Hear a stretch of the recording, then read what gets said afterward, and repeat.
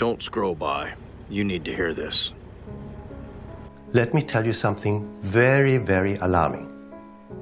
So alarming that this piece of news is just as important as the good piece of news.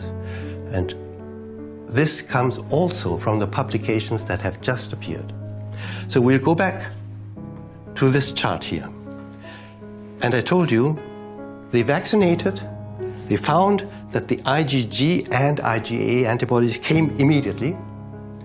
Then they waited for another 2 weeks or 3 weeks, and then they gave the people a second shot. What did they see? They saw that the IgG and IgA levels immediately continued to rise, which is what a booster is supposed to do.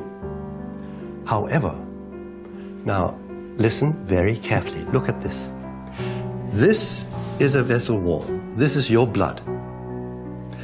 It is now known that the genes that are injected into your body will enter the bloodstream, and it is absolutely certain now that these genes are going to enter the cells that line the vessel wall, because these are the cells that they contact.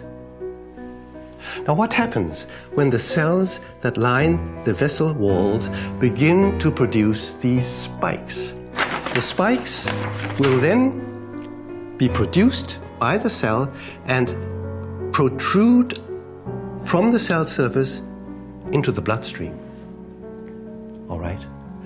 Now, these cells are going to be recognized by your lymphocytes that are born or given to you by the dear Lord to kill those cells that are making the virus or the virus protein, any virus protein. So these lymphocytes are going to mount the attack on your vessel walls. This is the first way towards clot formation that, as we know, is happening all over the place, all over the world. Now, at the beginning, after the first vaccination, this danger is bad and is already terrible in itself if your killer lymphocytes start trying to kill you. But at that time, during the first 7 to 10 days, there are still no antibodies. There are not yet any antibodies. However, after 3 or 4 weeks, there are masses of antibodies all over the place in your blood. And if you dare to repeat this performance and start to put those spikes out into your blood,